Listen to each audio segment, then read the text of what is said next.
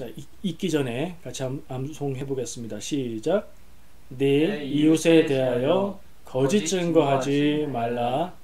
아멘. 내 이웃에 대하여 거짓 증거하지 말라. 거짓 증거하지 말라는 말씀이고요. 거짓으로 증언하지 말라는 얘기고요. 그리고 이것은 이웃에 대한 관계를 밝히고 있는 명령이라고 볼 수 있습니다. 나 혼자 거짓말하는 것, 그것과는 거짓이라는 점에서는 같지만 조금 차이가 나는 게 이웃에 대해서, 다른 사람에 대해서 거짓으로 증언하지 마라. 그래서 저는 그 강조를 조금 더 살려서 오늘 나눌 말씀의 제목을 위증하지 말라 이렇게 정해봤습니다. 위증 그러면은 법정에서 쓰는 말이잖아요. 거짓말로 증언하는 것. 사실은 이 십계명에서 이웃에 대하여 거짓 증거하지 말라 하는 말씀이 위증하지 말라는 말과 같습니다. 그냥 거짓말하지 말라는 게 아니라 공식적으로 중요한 자리에서 재판석상에서 거짓으로 증언하지 말라는 겁니다. 왜 이런 말씀을 십계명으로 주셨을까요? 차근차근 함께 생각해 보겠습니다. 거짓 증거라는 말은 거짓으로 증언해서 타인에게 손해를 끼치는 것이라고 설명을 하고 있습니다. 거짓말로 증언을 합니다. 그냥 거짓말이 아니라 증언을 한다는 것이 조금 거짓말하고는 다른 점이겠지요. 거짓말은 나 개인의 신상을 위해서 개인적인 관계에서 사소한 일에서 할 수 있는데요. 중요한 일에 대해서 공식적으로 거짓으로 증언하는 것을 말하는 거죠. 법정의 증인으로 서서 거짓말로 증언하는 것과 똑같다고 생각하시면 됩니다. 그럼 어떻게 됩니까? 현대사회에서는 거의 모든 사회에서 이것이 법으로 처벌받는 위증죄에 해당할 겁니다. 우리나라도 그런 법이 있지요. 법정의 증인으로 채택돼서 법정에 출두해서 증언하기 전에 거짓이 아니라고 선서를 합니다. 그리고 그것이 거짓일 경우에는 그 증언을 한 사람은 벌을 받게 되어 있습니다. 현대의 법으로도 위증은 그런 죄가 되는데 십계명에서도 하나님은 거짓 증거하는 것은 죄다 하지 말라. 심지어 내가 특별히 싫어하는 것이다 라고까지 말씀하십니다. 성경에 오늘 이 출애굽기 20장에 나오는 십계명뿐 아니라 여러 군데에서 반복적으로 언급되고 있는 것을 알 수 있습니다. 근데 사실은 그 내용들이 거의 다 하나님이 주신 십계명, 하나님의 계명을 다룰 때에 나오는 내용이긴 합니다. 찾아보면요, 굳이 여러분들은 찾아보실 것 없이 제가 미리 찾아놨으니까요. 출애굽기 20장 16절 오늘 읽은 본문 말씀에서 이것을 명하고 있고요.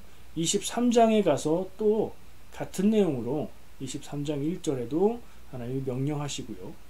출애굽기에 이렇게 나왔으면 한 번 더 평행 본문이라고 할 수 있는 신명기, 모세가 이스라엘 백성에게 가나안 땅에 들어가기 전에 설교하는 그 내용에도 반복이 되겠죠. 신명기 5장 20절에도 또 나와요. 십계명이 신명기에도 또 나오는 거예요. 같은 내용이니까 반복이 되는 것이긴 하죠. 신약으로 갑니다. 신약으로 가서는 마태복음, 마가복음, 누가복음, 공관복음이라고 하죠. 복음서 세 군데에 같은 내용으로 다루어지고 있고요. 그것도 결국에는 계명을 얘기하는 거예요. 무슨 내용이냐면 예수님을 찾아온 젊은 사람이 있었죠. 부자 젊은 사람. 그 사람이 영생을 구했고 예수님은 너에게 한 가지 부족한 것이 있으니 재산을 팔아서 가난한 자들에게 나눠 주어라. 그리고 나를 따라라. 이렇게 말씀하시잖아요. 그 말씀 전에 영생을 구할 때 예수님이 그 사람한테 묻습니다. 계명을 지켜라. 그 사람이 뭐라고 하죠? 아주 자신 있게 이것들은 어려서부터 다 지켰습니다. 그 다 지켰다고 말하기 전에 예수님이 예시로 계명을 말씀해 주시는데 거기에 10계명의 10개 조항을 다 말씀하신 건 아니고요. 사람과 사람 사이에 해당할 수 있는 현실적인 부분들을 말씀을 하세요. 읽어드려 볼게요. 살인하지 말라, 간음하지 말라, 도둑질하지 말라, 거짓 증언하지 말라, 부모를 공경하라, 이웃을 내 자신과 같이 사랑하라. 이렇게 말씀해 주시거든요. 이렇게 말씀하시니까 그 사람이 제가 이것들은 어려서부터 다 지켰습니다 라고 대답하는 그 내용이에요. 그게 마태복음, 마가복음, 누가복음에 세 군데 다 나오기 때문에 이 말씀들이 나옵니다. 그러니까 구약은 하나님이 십계명의 한 가지로 명령하시는 부분이 나오는 거고요. 신약에 가서는 복음서에 예수님이 지켜야 될 계명에 대해서 말씀하시면서 찝어서 말씀하는 것으로 그렇게 나옵니다. 그러다 보니까 성경의 곳곳에서 반복적으로 우리가 읽게 되는 거지요. 근데 거짓말 하지 말라는 말씀도 하시고 이웃의 것을 탐내지 말라는 말씀도 하시고 살인도 하지 말고 다른 것들이 많이 있는데 거짓 증거하지 말라. 이게 강조되는 것은 거짓에도 초점이 있지만 증거하는 것, 증언할 때 있어서 거짓으로 증언하지 말라는 말씀이라고 생각해 볼 수 있습니다. 그리고 아까 말씀드린 대로 성경 말씀에서 이것에 대해서 또 다른 한편으로 강조하면서 잠언 6장 19절 말씀과 스가랴서 8장 17절 말씀에 하나님이 특별히 미워하는 것이다. 이렇게 강조한 것이기도 합니다. 거짓 증거하는 것 말이죠. 성경이 이렇게 전체적으로 하나님의 명령으로 거짓 증거하는 것에 대해서 금지하고 있습니다. 위증하지 말라는 거죠. 왜 그럴까요? 그냥 개인적인 거짓말과 이 거짓 증거하는 것의 차이가 뭘까요? 개인적인 거짓말은 내가 거짓을 생각하고 거짓을 말함으로 나의 영혼이 병들고 죄를 짓게 되는 것에 영향을 미치죠. 근데 거짓 증거는 뭐가 달라요? 본질적으로 거짓을 말하는 건 같지만 이웃에 대해서 공식적으로 증언할 때 거짓을 말함으로써 다른 사람에게 피해를 준다는 겁니다. 아주 심각한 피해를 줄 수도 있습니다. 그 예가 열왕기상 21장에 나옵니다. 열왕기상 21장에 무슨 얘기가 나올까요? 그럼 짐작해 보세요. 열왕기상은 왕들의 이야기를 쭉 기록한 거죠. 21장은 열왕기상의 거의 끝부분이에요. 아합 왕의 이야기가 나옵니다. 아합 왕의 이야기니까 역대기엔 없겠죠. 유다 왕조를 다루는. 왜냐하면 아합 왕은 북이스라엘 왕이기 때문이죠. 아합 왕의 시대에 여러 가지 일들이 있었는데 이세벨과 우상숭배 일들 그리고 엘리야 일들이 있었는데 또 한 가지 기억할 만한 내용이 아합 왕이 포도원을 나봇의 포도원을 너무 갖고 싶어 하는데 그걸 이 나봇이 조상들이 하나님이 주신 것이고 조상들이 물려준 것이기 때문에 왕에게 드릴 수 없습니다 라고 거부를 했거든요. 그래서 고민합니다. 아합 왕이. 그러자 이세벨이 뭘 그렇게 고민하느냐 얘기하면서 편지를 써보내죠. 왕의 이름으로 편지를 써보내서 이 사람을 모함해서 고발한 후에 그리고 거짓 증거자들을 세워서 증언하게 만들어서 그가 하나님과 왕을 모독했다고 증언해서 그를 죽여라 이렇게 명령을 보냅니다. 그리고 그 명령한 그대로 나봇은 억울하게 누명을 쓰고 죽게 되죠. 나봇을 그렇게 죽이고 아합 왕에게 이 포도원을 차지하라고 합니다. 그런 일 거기에 이 거짓 증거의 일이 나오죠. 증인은 한 사람의 증언으로 효력이 없어요. 두 사람 이상의 증인이 있을 때에 성경의 규칙이 그렇습니다. 하나님의 규칙이 두 사람 이상의 증인이 증언을 해야 그것을 인정받습니다. 그래서 두 사람의 거짓 증인을 세워서 나봇을 그냥 죽여버리는 겁니다. 거짓 증언은 어떤 영향을 미칩니까? 다른 사람에게 피해를 끼치는데 어느 정도까지요? 목숨을 잃게 만드는 정도까지 피해를 줄 수 있는 겁니다. 이거는 정말 많은 부분에 있어서 거짓을 말하는 것도 죄요, 남에게 피해를 입히는 것도 죄요, 누명을 씌우는 것도 죄고 정말 심각한 죄가 아닐 수 없죠. 그래서 하나님이 특별히 미워하신다 이렇게 기록하고 있는 것 같고요. 성경에서도 그 정도를 찾을 수 있고 영화 보고 드라마 보면 증언을 거짓으로 해서 피해를 주는 경우가 많이 있잖아요. 쉽게 상상할 수 있을 겁니다. 만약에 여러분들이 재판에 소송에 걸렸는데 증인이 나와서 사실은 그렇지 않은데 거짓으로 증언을 해서 내가 벌을 받게 된다면 얼마나 애통하고 억울하고 분할까요? 한번 그 생각을 해보시면 이게 얼마나 큰 죄가 되는지, 사회의 정의와 질서를 얼마나 무너뜨리는 일인지 쉽게 짐작할 수 있을 겁니다. 성경에서는 거짓 증거자가 받는 벌에 대해서도 언급을 하고 있습니다. 열왕기상 21장 1절부터 16절까지 보면요, 거짓 증언한 사람은 벌을 받는데 그 거짓 증언으로 해서 피해를 주려고 했던 그 내용 그대로 벌을 받아야 됩니다. 만약에 나봇의 포도원 사건에 있어서 그 두 사람의 증인이 거짓 증언한 것이 밝혀졌다면 그 사람들이 처형을 당하게 되는 거죠. 이렇게 하나님의 율법으로 거짓 증언하는 것은 엄격하게 금지되어 있는 겁니다. 자, 여러분, 만약에 여러분이 재판이 관계가 돼서 증인으로 채택돼서 재판 장소에 나가서 증언을 해야 된다면 어떻게 해야 하겠습니까? 거짓 증언을 하지 않고 전혀 거짓 없이 진실을 말해야 되겠죠? 당연한 거죠. 말 하나 마나인 거죠. 그런 부분들을 좀 더 생각해 보겠습니다. 이런 거짓 증거를 왜 할까 하는 질문부터 해보죠. 이렇게 누가 봐도 잘못이고 죄가 되는 거짓 증거는 왜 할까요? 영화 봐도 나오고 이런 나봇의 포도원 사건에서도 우리가 볼 수 있고, 예수님도 누명을 써서 거짓 증언에 의해서 십자가 처형을 받게 되시잖아요. 그런 많은 경우들을 생각해 볼 때 그 거짓말을 해서 증언하는 사람들은 왜 그럴까요? 도대체 왜? 하나님이 법으로 금하셨고 세상 법으로도 금지되어 있는 것이고 누가 봐도 나쁜 짓인데 왜 거짓으로 증언할까요? 그게 밝혀지면 자기도 벌을 받게 될 텐데 왜 거짓 증언을 할까요? 사실대로 말하면, 진실을 말하면 자기가 손해를 보기 때문이겠죠. 진실을 말하면 자기가 굉장히 얻을 수 있는 것을 잃게 되기 때문이겠죠. 또 한편으로는 진실을 말했을 때, 진실이 밝혀졌을 때 처벌을 당하게 되는 이의 당사자가 증거를 할 증인을 협박하거나 물질로 유혹하거나 이럴 수도 있습니다. 그죠?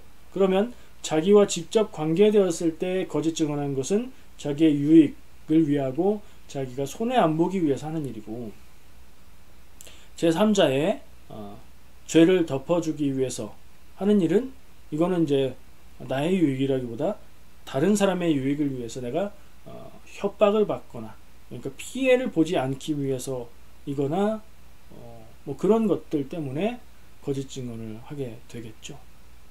두 가지 이유 때문에 할 겁니다. 다른 이유가 더 있을 수 있겠지만 저는 잘 상상이 안 되네요.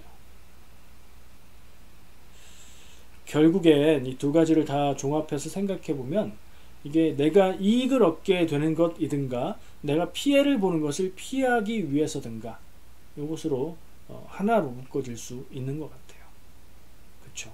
거짓으로 보게 되는 이익, 그리고 거짓으로 얻게 되는 안전, 이것을 위해서 거짓 증언을 하는 거예요.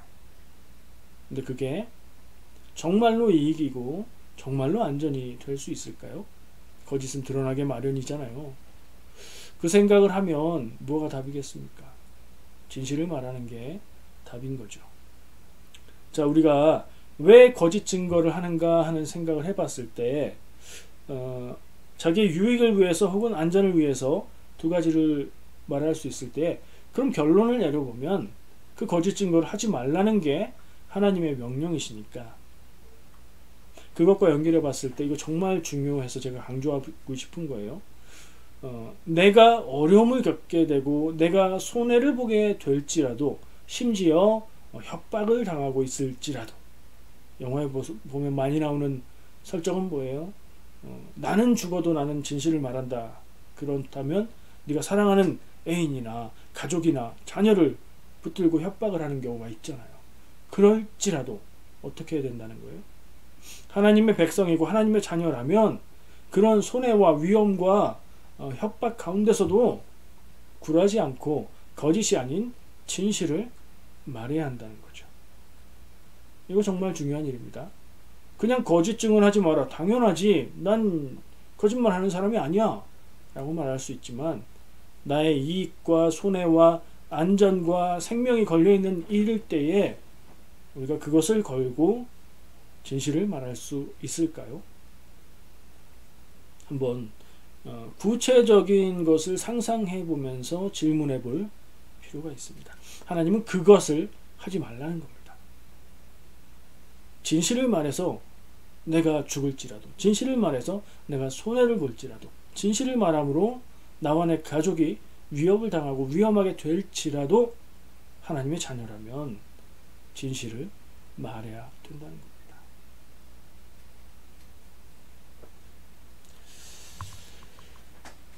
하나님의 백성으로, 하나님의 자녀로 정체성을 위해서 하나님 안에서 진실을 말하기 위해서 위험과 손해를 감수하고 진실을 말한다면 저는 하나님이 그 인생을 책임지실 거라고 믿습니다. 그리고 그렇게 하지 않으실지라도 우리의 양심이 살아있게 되고 우리의 영혼이 병들지 않게 되고 심지어 죽음을 맞게 될지라도 하나님 앞에서 우리가 기쁜 모습으로 하나님을 만날 수 있지 않을까, 그런 생각을 해봅니다. 근데 반대로 위협과 손해와 아주 심각한 이런 부분들에 대해서 내가 그 유혹에 굴복했다면요, 나 스스로 나에게 부끄럽고 내 가족들, 자녀들, 사랑하는 사람들에게 부끄럽고 하나님 앞에서 부끄럽고, 그죠? 사람들은 다 이해한다고 말할 수 있지만 우리가 하나님 앞에 서게 되는 날 어떻게 될까요? 우리는 다 인생의 끝 이후에는, 죽음 이후에는 심판이 있다고 믿고 고백하지요. 그때 어떡하죠? 지금은 넘어가는데 그때 어떻게 해요? 우리가 거짓 증언을 할 수 있다면 사실 그때가 나에게 있지 않을 거라고 생각하는 것, 마지막 때를 믿지 않는 것, 하나님이 우리와 함께 하시며 우리의 모든 모습을 보고 계시다는 것을 믿지 않는 것, 결국엔 믿음 없는 행동이 되는 거죠. 너무 몰아붙이는 거 아닌가 하는 생각도 듭니다.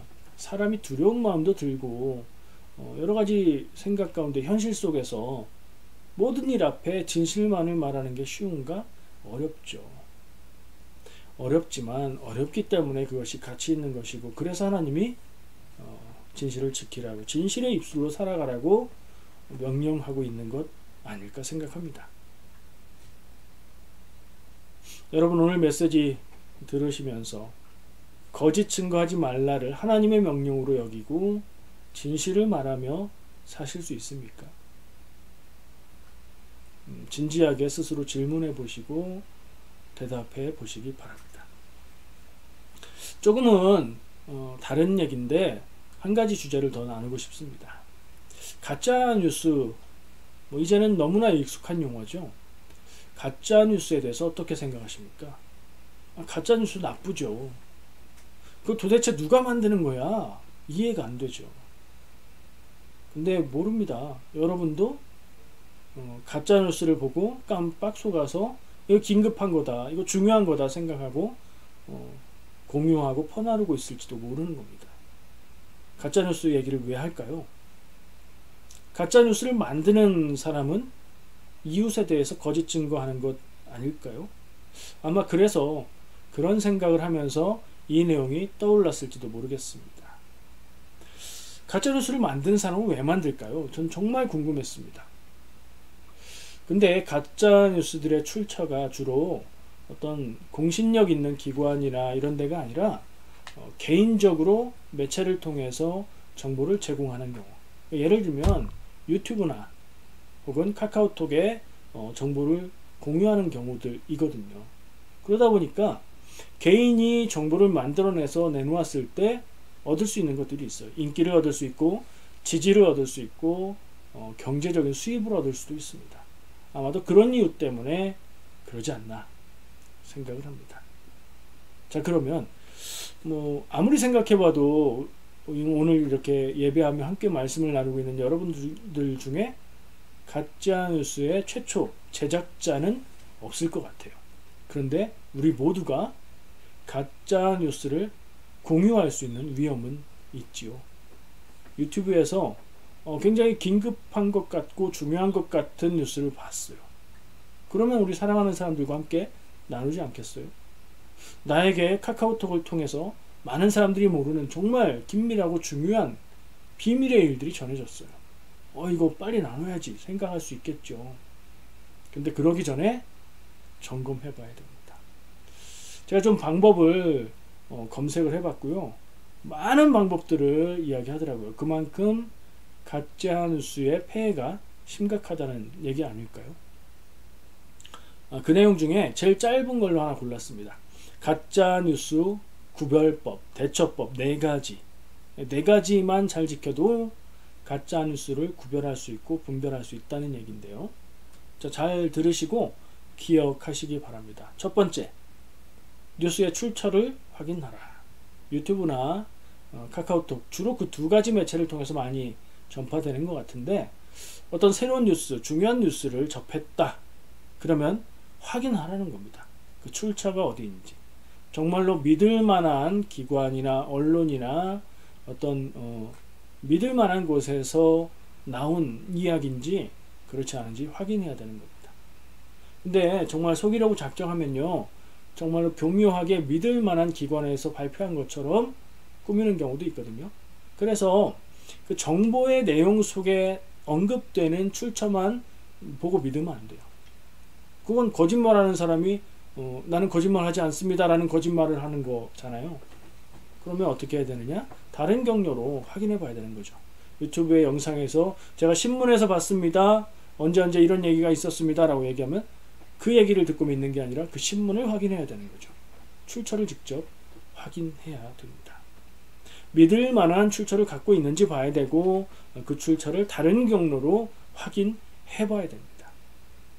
가짜뉴스를 만들 경우에 뉴스의 내용 중 일부를 떼어서, 사실 그 뉴스 보도에 있는 건데 그거의 일부만 떼서 약간 조작해서 만드는 경우가 있거든요.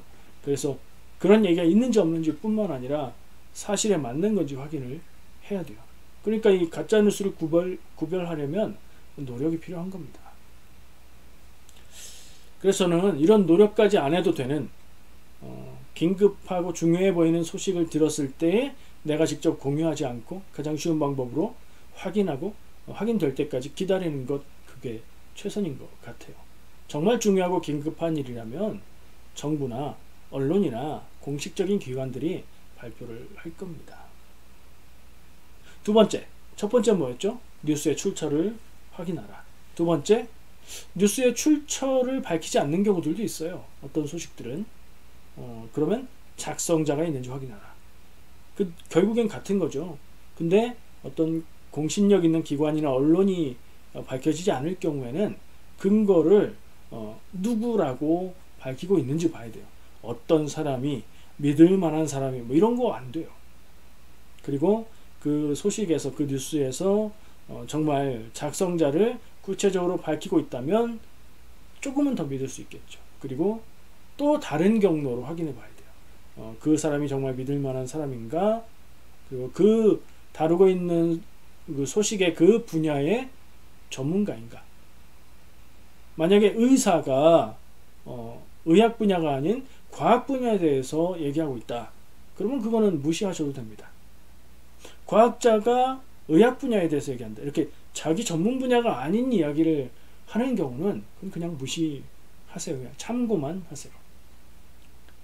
작성자를 확인해야 되고, 작성자도 없는 내용은 일단 보류해 보세요. 그리고 그 본문의 근거를 믿지 말고 역시 다른 경로로 정말로 그런 얘기를 했는지 찾아보는 노력이 필요합니다. 진짜고 중요한 것이라면 뉴스에도 나오고 여러 가지 매체에 나와 있을 겁니다. 세 번째, 근거 자료를 확인하라. 내용도 확인해 봐야 된다는 거예요. 내용이 핵심이잖아요. 속이는 것의 핵심은 내용이잖아요. 그 내용을 확인해 봐야 되는데 이거 좀 적잖은 노력이 들어갑니다. 시간도 써야 되고 검색도 해봐야 되고, 그죠? 아까 얘기한 대로 그런 뉴스와 소식을 보았을 때, 접했을 때는 판단을 보류하고 확인될 때까지 기다리는 것이 가장 쉬운 방법입니다. 무작정 공유하는 것은 조금 참으시면 좋을 것 같아요. 근거 자료도 확인해 봐야 돼요. 유튜브, 카카오톡, 아까 얘기한 대로 이건 개인적인 매체이기 때문에 누구나 마음대로 만들어낼 수 있거든요. 이걸 쉽게 걸러지지 않습니다. 그래서 이런 내용들은 일단 참고만 하고 공유는 안 하는 것이 좀 보류하는 것이 좋겠다. 그런 생각을 갖습니다. 마지막 네 번째, 자신의 선입견을 점검하라. 이거 정말 중요한 일입니다. 확증 편향이라는 말이 있어요. 자기가 어떤 생각을 가지고 있고 그 생각에 맞는 다른 사람들의 이야기를 듣고 수집하고 그것으로 체계를 만들어 가고, 그래서 그 사람은 그 방향으로만 생각하는 겁니다. 여러 가지 이야기를 듣지만 내 구미에 맞고 내 생각에 맞고 그런 것만 내가 믿게 되고 나머지 것들은 다 버리는 거죠. 그러면 자기의 어떤 체계는 갖추어집니다. 그러나 진실과는 멀어지게 되는 결과를 알 겁니다. 귀를 모든 정보에 열어놓고 사람이 객관적일 수는 없지만 최대한 객관적인 눈으로 보려고 생각해야 되고요. 나는 나의 선입견을 가지고 있다.